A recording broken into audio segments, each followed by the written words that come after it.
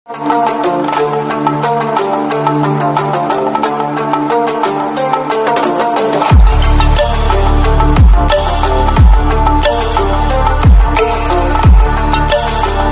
Hello నమస్తే good morning welcome to our YouTube channel. నేను మీ అలం సాయి కృష్ణ.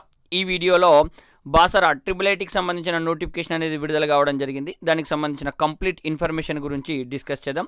వీడియోలోకి వెళ్ళే కంటే ముందు మొదటిసారిగా మన ఛానల్ని చూస్తున్న వాళ్ళు లేదా మన ఛానల్ ఇప్పటివరకు సబ్స్క్రైబ్ చేయని వాళ్ళు ఎవరైనా ఉంటే సబ్స్క్రైబ్ చేయండి.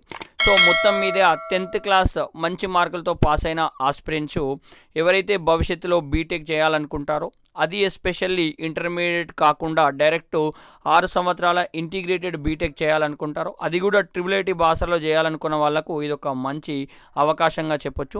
సో మొత్తం మీదుగా ట్రిపుల్ ఐటీకి సంబంధించిన నోటిఫికేషన్ అయితే విడుదల కావడం జరిగింది. దానికి మీరు ఏం చేయాలి, ఎట్లా చేయాలి, ఆ ఎంపిక ప్రాసెస్ ఏ విధంగా ఉంటుంది, దానికి సంబంధించిన ఫీ స్ట్రక్చర్ ఏ విధంగా ఉంటుంది, మరి ఎన్ని సీట్లు ఉన్నాయి, ఏ రిజర్వేషన్ వారికి ఎట్లా సీట్ల కేటాయింపు జరుగుతుందనే అన్ని విషయాలను మనం ఇక్కడ క్లియర్గా డిస్కషన్ అనేది చేద్దాం. సో మరి ఈ నోటిఫికేషన్కి సంబంధించిన ఏ ప్రక్రియ చేయాలన్నా మీరు ఆన్లైన్లో అప్లై చేసుకోవాలండి. ఆన్లైన్లో అప్లికేషన్ ప్రాసెస్ అనేది జూన్ 1వ తేదీ నుంచి ప్రారంభమవుతుంది. జూన్ 22వ తేదీ వరకు చివరి తేదీగా మనకి ఇవ్వడం అనేది జరిగింది. జూలై 8న సర్టిఫికెట్ల యొక్క వెరిఫికేషన్ అనేది ఇక్కడ ఉంటుందండి.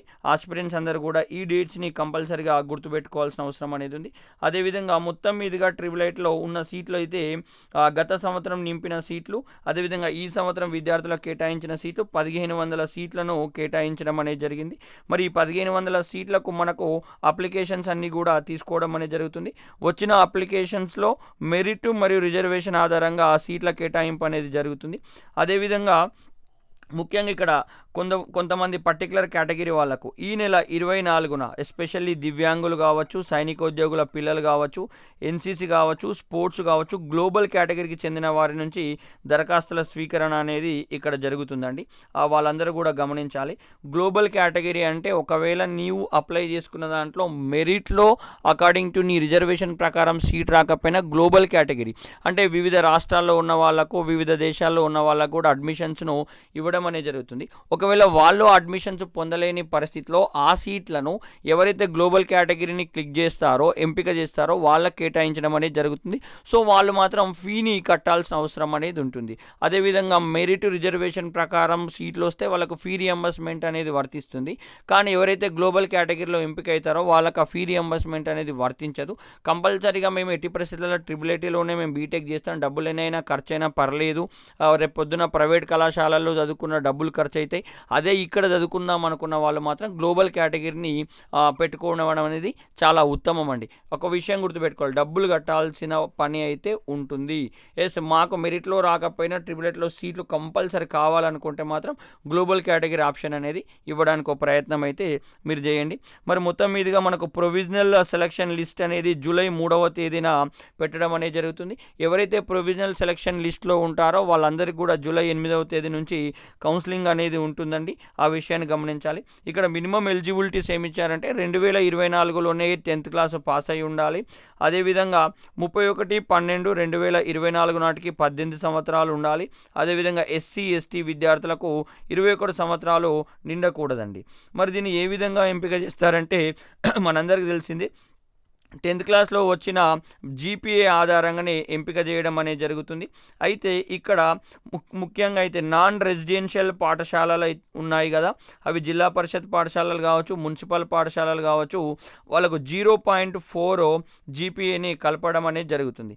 ఎవరైతే ముఖ్యంగా సోషల్ వెల్ఫేర్ కానీ, ట్రైబల్ వెల్ఫేర్ కానీ, బీసీ గురుకులాలలో కానీ, కేజీబీవీలో కానీ ఇట్లాంటి వాటిలో చదివిన వాళ్ళకు మాత్రం, రెసిడెన్షియల్ వసతితో చదివిన వాళ్ళకు మాత్రం 0.4 జీపీఏని కలపరండి. ప్రైవేట్ స్కూళ్ళలో చదువుకున్న వాళ్ళకు కూడా 0.4 జీపీఏని కలపరండి. కేవలం non residential institutions including model స్కూల్లో వాళ్ళకు మాత్రం 0.4 జీపీఏని కలపడం అనేది జరుగుతుంది. ఆ విషయాన్ని ఆస్పిరెంట్స్ అందరూ గమనించాలి. అయితే ట్రిపుల్ ఐటీలో ఉన్న 1500 సీట్లలో 85% సీట్లన్నీ కూడా తెలంగాణ విద్యార్థులకు కేటాయించడం అనేది జరుగుతుంది. మిగిలిన 15% సీట్లను ఆంధ్రప్రదేశ్ మరియు తెలంగాణ విద్యార్థులకు విద్యార్థులకు కేటాయించడం అనేది జరుగుతుంది. ఇది మన రాష్ట్రపతి ఉత్తర్వుల ఆధారంగా 371 ఆర్టికల్ డి సెక్షన్ 95/2024 మేరకు ఈ నిర్ణయం అనేది తీసుకున్నారండి. 85 సీట్స్ లోకల్ వాళ్ళకే ఉంటాయి. 15% కోటాలో ఆ ఏపీ వాళ్ళు తెలంగాణ వాళ్ళు ఇద్దరు కూడా పోటీ పడడానికి ఇక్కడ ఆస్కారం అయితే ఉంటుంది. అదేవిధంగా ఉన్న 1500 సీట్లలో రిజర్వేషన్లను గమనిస్తే ఎస్సీలకు 15%, ఎస్టీలకు 6%, బీసీఏలకు 7%, బీసీబీలకు 10%, బీసీసీలకు 1%, బీసీడీలకు 7%, బీసీఈలకు 4% సీట్లను కేటాయించడం అనేది జరుగుతుంది. మీరు ఇక్కడ కన్సిడరేషన్ చేసుకోవచ్చు. 1500 సీట్లలో మీకు ఇంత కోటా ఉంటుందని మీకు ఇక్కడ అర్థమైపోతుందండి. అదేవిధంగా ప్రత్యేక సీట్ల కింద ఫిజికల్లీ హ్యాండిక్యాప్డ్ వాళ్ళకు 3%, సైనికోద్యోగుల పిల్లలకు 2%, అదేవిధంగా ఎన్సీసీ విద్యార్థులకు 1%, స్పోర్ట్స్ కోటా కింద 0.5% సీట్లను భర్తీ చేయడం అనేది ఇక్కడ జరుగుతుందండి. అదేవిధంగా 33.33% సీట్లను సమాంతరంగా బాలికలకు కేటాయిస్తారు. ఇది యాజ్ యూజువల్గా రూల్ ఆఫ్ రిజర్వేషన్ ఇక్కడ ఫాలో చేయడం అనేది జరుగుతుంది. అదేవిధంగా ఎవరైతే ఈ ట్రిబుల్ ఐటీకి ఎంపిక అవుతారో వాళ్ళకి సంబంధించిన ఫీ స్ట్రక్చర్ గమనిస్తే 36,000 రూపాయలను ప్రతి ఏడాది కట్టాల్సిన అవసరం అనేది ఉంటుంది. ట్యూషన్ ఫీజు అనేది రియంబర్స్మెంట్ అర్హులైన వారికి చెల్లింపు అనేది అక్కడ జరుగుతుందండి. ఆ విషయాన్ని గమనించాలి. అదేవిధంగా ప్రవేశ సమయంలో ఆరోగ్య బీమా ఇతరులకు సంబంధించి 3,500, అదేవిధంగా ఎస్సీ ఎస్టీ అభ్యర్థులకు మాత్రం 3,000 రూపాయలు చెల్లించాల్సిన అవసరం అనేది ఉంటుంది. క్యాష్ను తిరిగి ఇచ్చేయడం అనేది జరుగుతుంది. డిపాజిట్ కింద ఏ కేటగిరీ అభ్యర్థులైనా 2,000 రూపాయలు చెల్లించాల్సిన అవసరం అనేది ఉంటుంది. ఇతర రాష్ట్రాలు, గల్ఫ్ దేశాల్లో పనిచేసే వారి పిల్లలకు ఏడాదికి 1.36 లక్షలు, అట్లాగే ఎన్ఆర్ఐ విద్యార్థులకు 3 లక్షల ట్యూషన్ ఫీజు అయితే ఇక్కడ ఉంటుందండి. ఆ విషయాన్ని కూడా గమనించాల్సిన అవసరం అనేది ఉంటుంది. మీరు అందరూ కూడా ఆన్లైన్లోనే అప్లై చేసుకోవాలి. అప్లై చేసుకునేటప్పుడు అయితే ఓసీ బీసీ అభ్యర్థులకు 500 రూపీసు, ఎస్సీ ఎస్టీ అభ్యర్థులకు 450 రూపాయలు, వేరే రాష్ట్రం వాళ్ళకు 1,500 రూపాయలు చెల్లించాల్సిన అవసరం అనేది ఉంటుంది. ఒకటి కన్నా ఎక్కువ సార్లు దరఖాస్తు చేసుకుంటే చివరగా చేసిన వాటిని పరిగణలోకి తీసుకుంటారు ఆస్పిరెంట్స్. ఈ విషయాన్ని గుర్తుపెట్టుకోవాలి. ఆన్లైన్ దరఖాస్తు సమర్పించినప్పుడు ఇచ్చిన రసీదు కానీ, 10వ తరగతి హాల్ టికెట్ కానీ, మార్కుల లిస్టు కానీ, నివాసము, బీసీ ఎస్సీ ఎస్టీ అభ్యర్థుల కుల ధృవీకరణ పత్రాలు, వికలాంగులైతే వైకల్య నిర్ధారణ పత్రాలు, సైనికోద్యోగుల పిల్లలకు సంబంధించి అధికారికంగా జారీ చేసిన ధృవీకరణ పత్రము, ఎన్సీసీ స్పోర్ట్స్ కోటా అభ్యర్థులైతే దానికి సంబంధించిన అధికారి జారీ చేసిన ధృవీకరణ పత్రాలను సమర్పించాల్సిన అవసరం అయితే ఉందండి. అదేవిధంగా ఎంపిక విద్యార్థులకు వసతి, భోజన సౌకర్యాలతో పాటు 2 జతల యూనిఫామ్, షూస్, ల్యాప్టాప్లు, ఇతర సౌకర్యాలు ఉచితంగా ఇవ్వడం అనేది జరుగుతుంది. ఇక్కడ నేను ఇందాక చెప్పిన సర్టిఫికెట్స్ అన్నీ కూడా మనకు ఆన్లైన్లో అడుగుతాయి. ఆన్లైన్లోనే సబ్మిట్ చేయాల్సిన అవసరం అనేది ఉంటుంది. సో మీరు మళ్ళీ దాన్ని ట్రిబుల్ ఐటీకి పంపాల్సిన అవసరం అయితే ఉండదండి.